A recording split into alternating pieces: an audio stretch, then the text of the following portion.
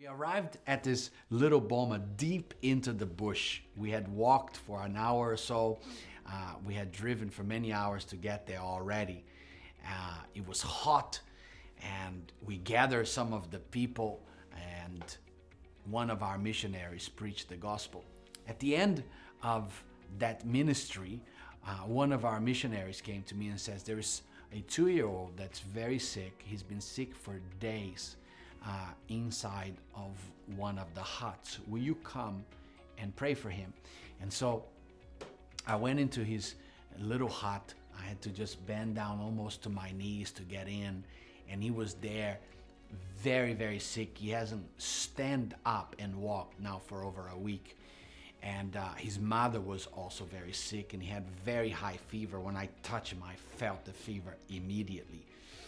And prayed for him in faith that God would just heal whatever was wrong with him. And the fever broke right in front of our eyes. He started to sweat profusely, and he started moving around, and all of a sudden he opened his eyes, and we wiped all the sweat from his head and from his cheek, and he was back to himself, and he was completely healed. And so Mama was like, no, please pray for me, I'm sick too. And so we prayed for Mama.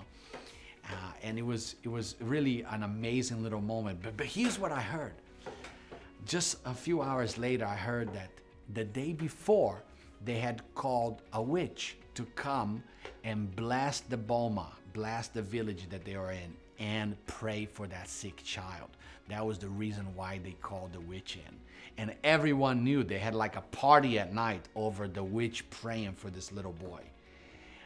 And the next day, he was just as sick as the night before, and then we arrived, and Jesus healed that little boy, broke the fever completely. He was back to himself, and we were very excited about the context of that story, that the devil did not have any say in that story, and Jesus got all of the glory that he deserved because he was the one that healed that little boy.